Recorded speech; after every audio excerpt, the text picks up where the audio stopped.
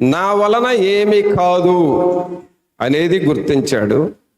2, ఏదైనా సరే నీ ద్వారానే, నీ సహాయము ద్వారానే నాకు జరుగుతుంది అనేది కూడా గుర్తించాడు. ప్రభునందు పిల్లరా, ఒక గుర్తింపు అనేది నీవు తెలుసుకోవాలి. నా ప్రభువు నాకు సహాయము చేయగలడు అనేది నువ్వు గుర్తించాలి.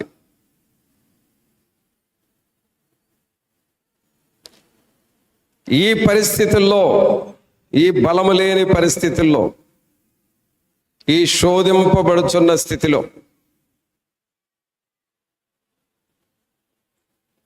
ఈ వేదనలు నన్ను చుట్టుముట్టాడుతూ ఉన్నాయి కదా, ఇలాంటి పరిస్థితుల్లో నా ప్రభువు నాకు సహాయము చేయగలడు అనేది నువ్వు గుర్తించాలి. దేవుణ్ణి గనక మనం గుర్తిస్తే ఇక నీకు జయం వస్తుంది. ఈ ఆశ ఏమని అడుగుతున్నాడు? యెహోవా విస్తారమైన సైన్యము చేతిలో ఓడిపోకుండా బలము లేని వారికి సహాయము చేయుటకు నీకన్నా ఎవరునో లేరు.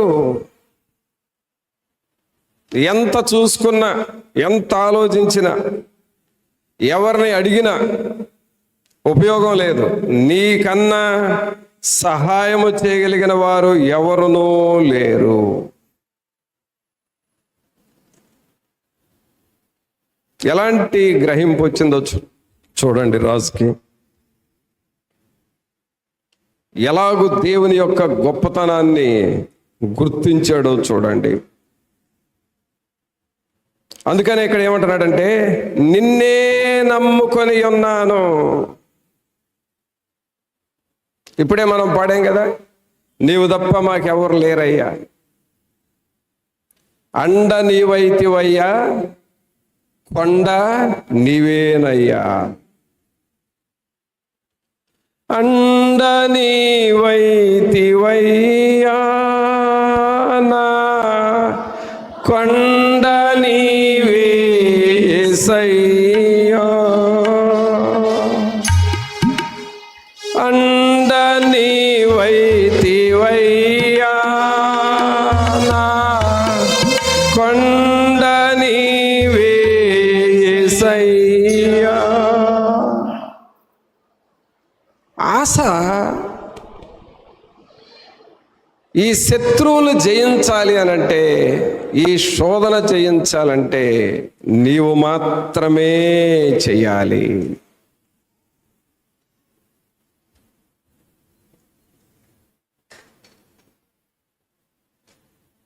అందుకని ఏమంటున్నాడంటే, నిన్నే నమ్ముకొని ఉన్నాను. నీ నామమును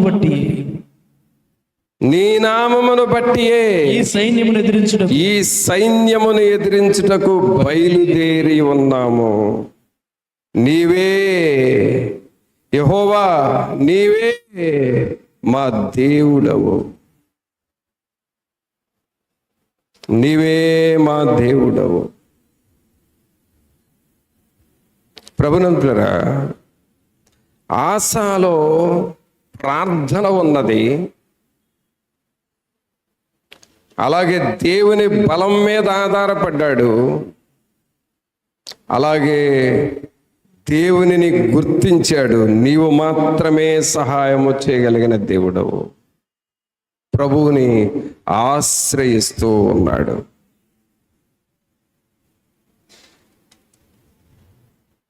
ప్రభునంతులారా,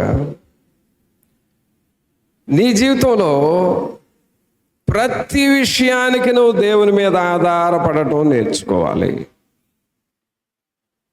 అది ఎలాంటి సమస్య అయినా సరే, అది ఎంత పెద్దది వచ్చి నీ మీద పడ్డా సరే,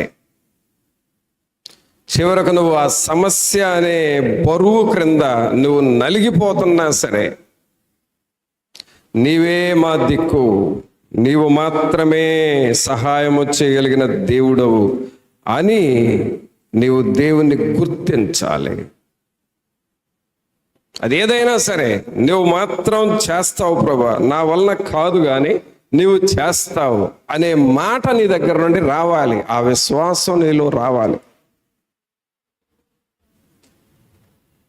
అలా చేసినందువలన ఏమైందో చూడండి. 12వ వచనం చదవండి. యెహోవా ఆ కూషీయులను ఆసా ఎదుటను యోదావారి ఎదుటను నిలువనీయక వారిని మొత్తినందున వారు పారిపోయిరి. చప్పట్లు కొట్టండి ఒకసారి దేవునికి. ఏం జరిగిందండి ఇక్కడ? మొదటేమో ఆసా భయపడ్డాడు. అమ్మో ఈ సైన్యం చేతిలో మేము ఏమైపోతామో అని భయపడ్డాడు. ఆ భయములో వెంటనే దేవుడు ఆయనకు గుర్తొచ్చాడు. దేవుని దగ్గరకు వెళ్ళి నీవు మాత్రమే సహాయం చేయాలని అడిగాడు.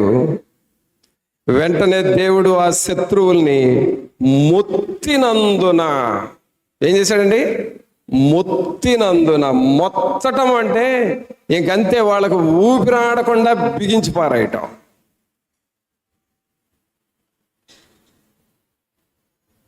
ఇక వాళ్ళు కొట్టుకులాడతారు తప్ప ఏం ప్రయోజనం లేదు.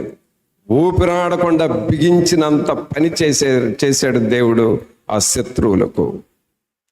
మొత్తినందున వారు ఏమైపోయారంట? పారిపోయిరి. తర్వాత 13వ వచనం చూస్తే ఆసాయను అతనితో కూడానున్న వారును గెరారు వరకు వారిని తరుమగా కూషీలు మరలా పంక్తులు తీర్చలేక యెహోవా భయము చేతను ఆయన సైన్యపు భయము చేతను పారిపోయిరి. ప్రభునందు పిల్లరా, దేవునిని మనం ఆశ్రయించినప్పుడు ఏ సమస్యకైతే నువ్వు భయపడతావో ఆ సమస్య నీ దగ్గర నుండి పారిపోయేటట్లుగా ప్రభు చేస్తాడు. ఆమేన్. నా సమస్య పారిపోవును కాక అని చెప్పండి అందరూ. నా కుటుంబ సమస్యలు పారిపోవును కాక. ఆమేన్. సంఘములో ఉన్న సమస్యలు పారిపోవును కాక. ఆమేన్. ఎప్పుడయ్యానంటే దేవుని సన్నిధిలో ఆయనను నువ్వు గుర్తించాలి.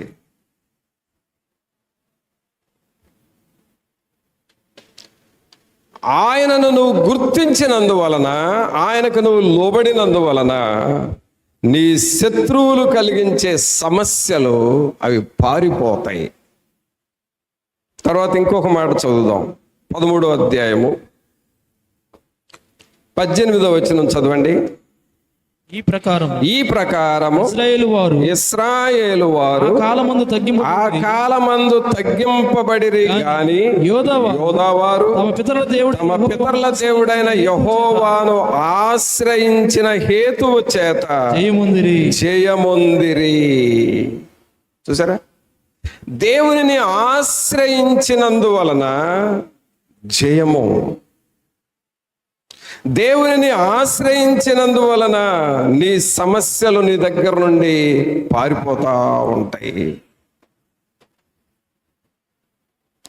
ప్రభువుని పిల్లరా, ఈ దినము ఈ వాక్యం నీకు దేవుడు ఎందుకు చెప్పిస్తున్నాడంటే, ఒకవేళ నిన్ను కూడా వెంటాడుతున్న సమస్యలు ఉన్నాయేమో, ఎలాగో నీవు దేవుని ఆశ్రయిస్తే, దేవుని దగ్గర నువ్వు ప్రార్థన చేస్తే ఆ సమస్యలో పారిపోయేటట్లుగా చేస్తాడు. ఆమేన్. ఆ సమస్యలో దేవుడు నీకు జయమునిస్తాడు.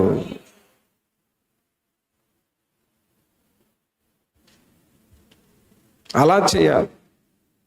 అంతేగాని ఆదివారం వాక్యం విని మరలా వారమంతా ఖాళీగా ఉండి మరలా ఆదివారం వాక్యం వింటే కుదరదు. దేవుని దగ్గర నువ్వు ఆదివారం వాక్యం విన్నావంటే ప్రతి దినము ఆ విషయాన్ని పెట్టి ప్రార్థన చేస్తూ ఉండాలి. ఏదో ఒక టైంలో ఉదయమైనా, మధ్యాహ్నమైనా, సాయంకాలమైనా, రాత్రికైనా, పడుకోబోతుందైనా, ఉదయం నిద్ర నుండి లేవగానే ఈ మాటలు పెట్టి నువ్వు అడుగుతూ ప్రార్థన చేస్తూ ఉండాలి.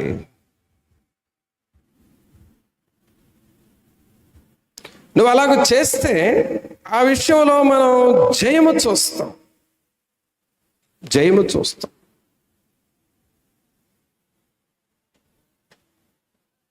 చూడండి, మొదటి సమూయేలు గ్రంథములో 14వ అధ్యాయం చూడండి. మొదటి సమూయేలు గ్రంథము 14వ అధ్యాయము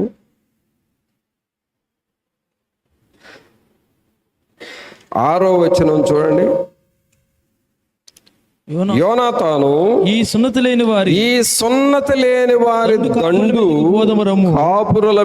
కాపురుల మీదికి పోదము రమ్ము. యెహోవా మన కార్యమును సాగించునేమో. అనేకుల చేతనైనను కొద్ది మంది చేతనైనను రక్షించుటకు యెహోవాకు అడ్డమా అని తన ఆయుధములు మోయువానితో చెప్పగా అతడు నీ మనసులో ఉన్నదంతయు చేయము, పోదము రమ్ము, నీ ఇష్టానుసారముగా నేను నీకు తోడుగా ఉన్నానని అతనితో చెప్పాను. ఇక్కడ యోనాతాను అంటున్నాడు, యెహోవా మన కార్యమును సాగించునేమో. అనేకుల చేతనైనను కొద్ది మంది చేతనైనను రక్షించుటకు యెహోవాకు అడ్డమా అని తన ఆయుధములు మోయవానితో చెప్పగా, అంటే దేవునికి అడ్డము అనేది ఏది లేదు. దేవునికి ఆటంకం అనేది, అడ్డము అనేది ఏది లేదు.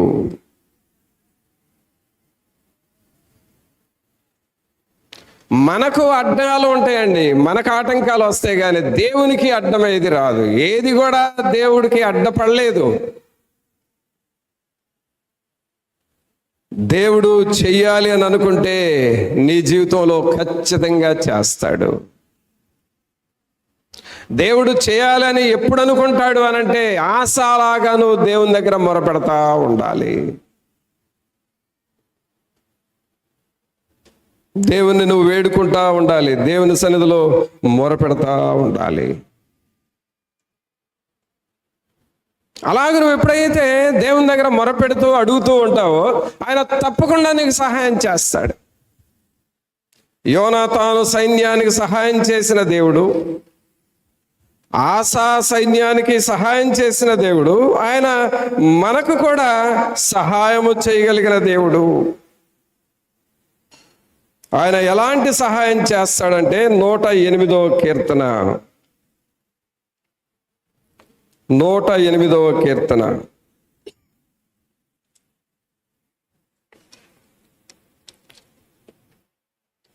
12-13 వచనాలు చదువుదాం. మనుషుల సహాయము వ్యర్థము, శత్రువులను జయించుటకు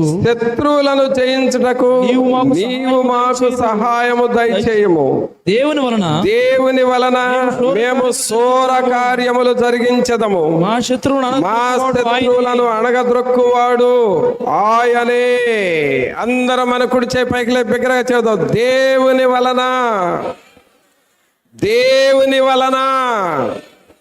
యెహోవా వలన మేము శూర కార్యములు జరిగించెదము. ఆమేన్. ఏ కార్యాలండి? ఏ కార్యాలు? శూర కార్యములు అంటే గొప్ప కార్యాలు దేవుని వలన జరుగుతాయి నీకు. సోదరుడా, సహోదరి, నీ జీవితంలో గొప్ప కార్యాలు జరుగుతాయి.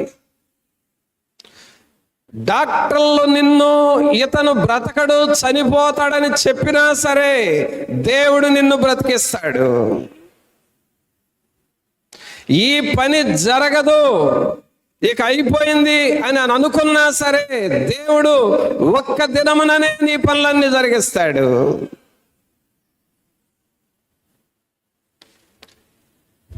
నీవు ఏదో ఆశించావు, జరగదని తీర్మానం చేసుకున్నావు, నీ దేవుని వలన గొప్ప కార్యాలు దేవుడు నీకు చేసి పెడతాడు.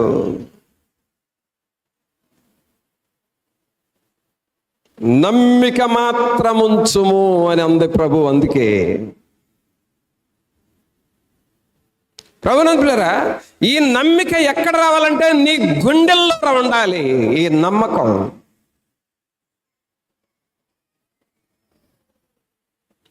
నీ గుండెల్లో నీవు తప్ప నాకెవరు లేరు అని నువ్వు చెప్పాలి దేవునితో.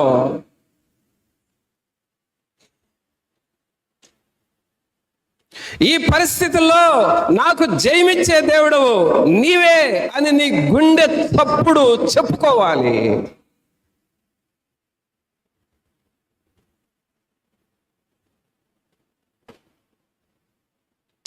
గుండె చెదరిన వారిని బాగు చేయువాడను, గుండె చెదరిన వారిని బాగు చేయువాడను, వారి గాయములనియు కాటుచున్నవాడని. అందరూ చేతులు పైకి లేపి దేవుని ఆరాధన చేద్దాం. గాయములనియు కాటుచున్నవాడని దేవునికి స్తోత్రము గానము చేయుటయే మంచిది, మనమందరము స్తుతి గానము చేయుటయే మంచిది. ప్రభునంతులారా, ఇక్కడ మనం చదువుతున్న వాక్యం ఏంటంటే చాలా పవర్ఫుల్ వచనం అండి ఇది. 108వ కీర్తన 12, 13 వచనాలు. చాలా అద్భుతమైన మాటలు ఇవి. చదవండి, అందరూ చదవండి. మనుష్యుల సహాయము వ్యర్థము, శత్రువులను జయించుటకు నీవు మాకు సహాయము దయచేయము. దేవుని వలన మేము శూర కార్యములు జరిగించెదము. మా శత్రువులను అణగద్రొక్కువాడు ఆయనే. నీకు విరోధముగా ఎవరైతే వస్తున్నారో, నీకు విరోధముగా సాతానుడు ఏమి చేయాలనుకుంటున్నాడో, ఏ పని జరగాలని కోరుకున్న పని జరగకుండా ఆపుతున్నాడో, ఆ శత్రువుని అణగద్రొక్కువాడు ఆయనే.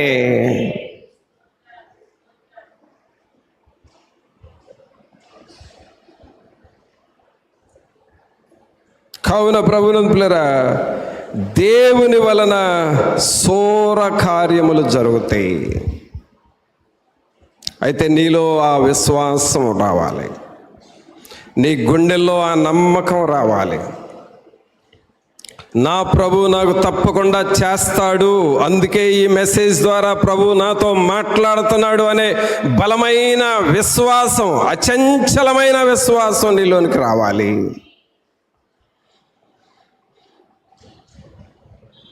ఎప్పుడైతే ఈ విశ్వాసం నీలోనికి వస్తుందో దేవుని కార్యాలు జరుగుతాయి. దేవుని కార్యాలు జరుగుతాయి. ఆయన మనకు సహాయము చేయగలిగిన దేవుడు.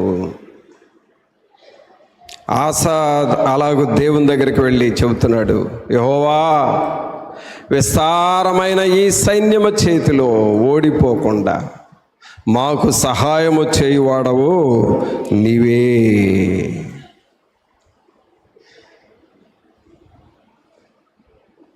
ఇలాంటి ప్రార్థన మరొక రాజు కూడా చేశాడండి.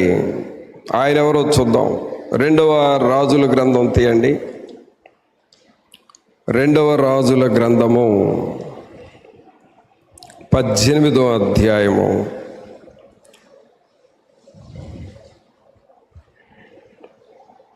2వ రాజుల గ్రంథము 18వ అధ్యాయము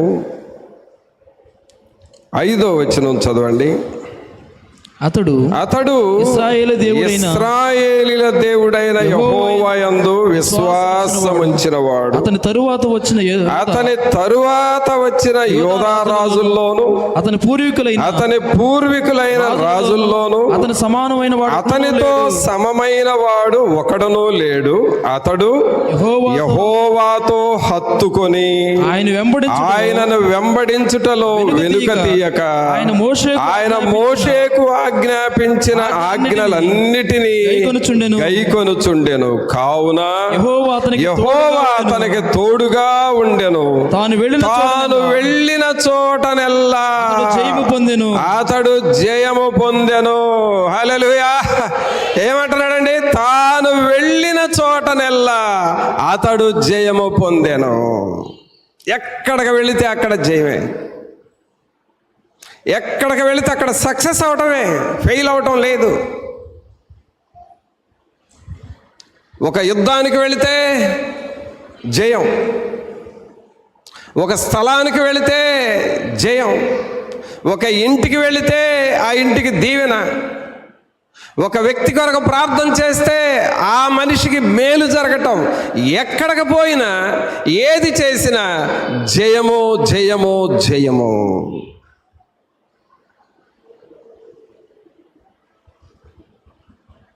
సహోదరుడా, నీవెక్కడికి వెళ్ళినా నీ మీద ఒక షర్టు వేసుకొని నీ జేబులో ఒక పెన్ను ఎక్కడికి పోయినా ఎలా ఉంటుందో, నీ జీవితంలో ఎక్కడికి పోయినా నువ్వు ప్రభువుని తీసుకొని వెళతా ఉండాలి.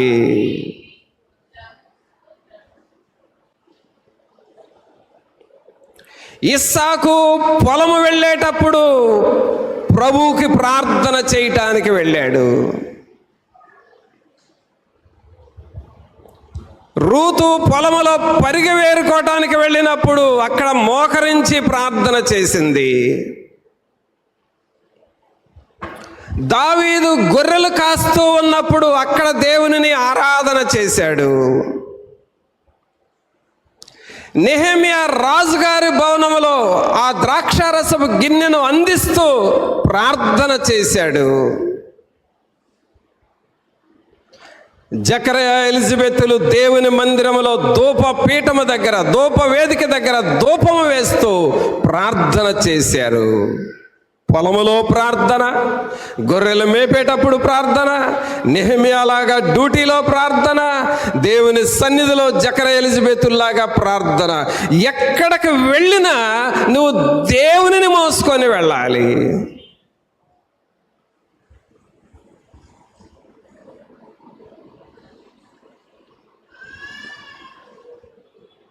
ఎక్కడికి వెళితే అక్కడ దేవునిని మోసుకొని వెళ్ళాలి. ఒక దైవజనుడు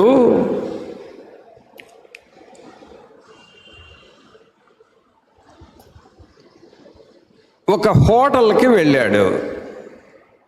ఏదో ఆకలి టిఫిన్ చేద్దామని వెళ్ళాడు.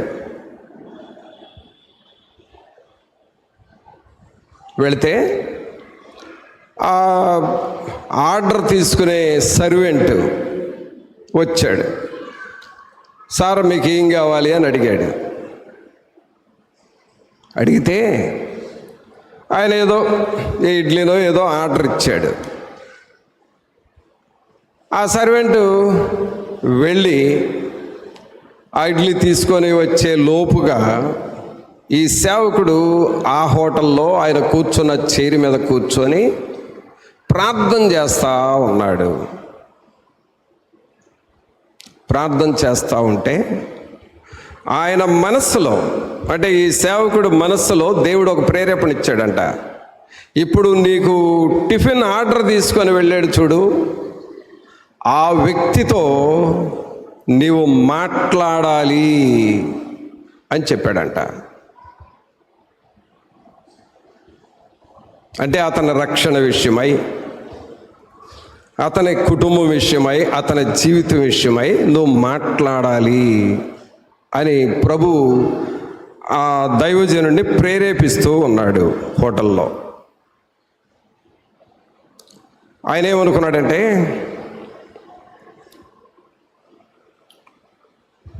సరే, నాకు టిఫిన్ ఆర్డర్ ఇచ్చాను కదా, తీసుకొస్తాడు. వెంటనే తినేసి బిల్లు కడతానికి వెళ్తా కదా, ఆ టైంలో అతనితో కొంచెంసేపు మాట్లాడదాము అని అనుకున్నాడంట. అయితే ఆ సర్వెంటు వచ్చాడు. ఈ సేవకుడు ఏ టిఫిన్ ఆర్డర్ ఇచ్చాడో ఆ టిఫిన్ ఇచ్చేశాడు. ఈయన తిన్నాడు. ఆయనతో మాట్లాడదాం కదా, బిల్లు తీసుకొస్తాడు కదా అని చూస్తే ఎంతసేపటికి బిల్లు తీసుకురావట్లేదంట. టిఫిన్ అయిపోయింది. ఓ పావు గంట 20 నిమిషాలు చూశాడు. అతను ఆ బిల్లు కాగితం మాత్రం తీసుకొచ్చి ఇవ్వట్లేదంట. ఈయన అడిగాడు హోటల్లో మిగిలిన వాళ్ళని, సార్ నాకు టిఫిన్ ఇచ్చాడు కదా, అతను బిల్లు ఇవ్వడేంటి, ఒకసారి రమ్మని చెప్పండి అని అన్నాడంట. అప్పుడు ఏమయ్యాడా అని చెప్పి అతని కోసం వెతికితే వెంటనే ఆ హోటల్లో వెనక ఒక రూములో అతను ఉంటాడు. ఆ రూమ్కి వెళ్ళి ఆత్మహత్య చేసుకున్నాడు. అప్పటిదాకా ఎవరికి తెలియదు. ఈయనకి టిఫిన్ మాత్రమే ఇచ్చాడు కానీ బిల్లు ఇవ్వలేదు. ప్రభు ఏం చెప్పాడంటే అతనితో మాట్లాడు అన్నాడు. ఈయనేమనుకున్నాడంటే టిఫిన్ చేసిన తర్వాత మాట్లాడదాం అనుకున్నాడు. ఈ లోపుగా సైతానుడు అతని ఆత్మహత్య చేయించింది.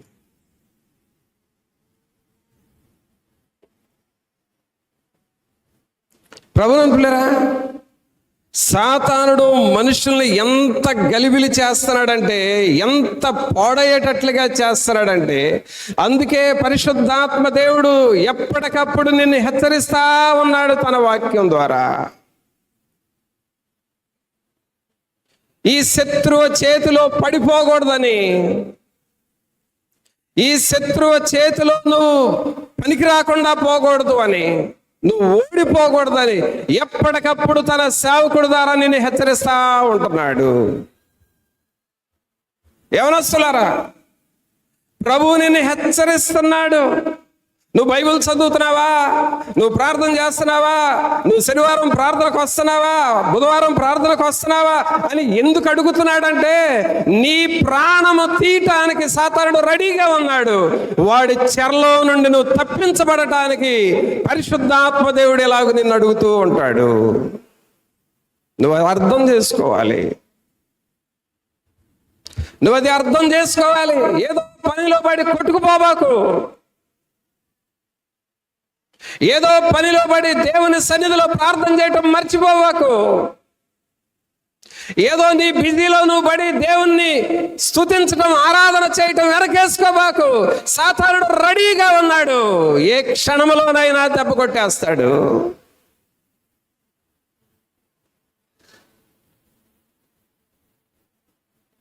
ఎక్కడికి వెళితే అక్కడ రెడీగా కాసుకొని ఉంటున్నాడు. అందుకనే నువ్వేం చేయాలి అనంటే,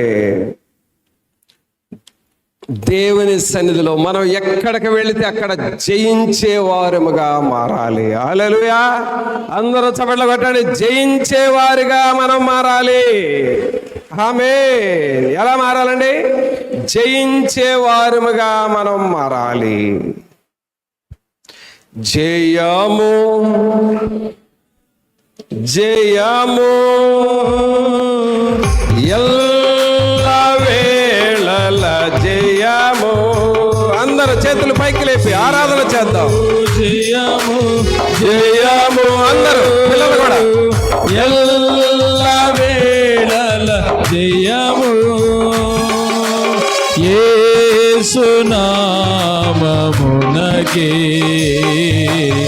ఎల్లవేళల. అందరూ చేతులు పైకి లేపండి. అలాగూ దేవుని స్తుతిద్దాం. యేసునామమునకే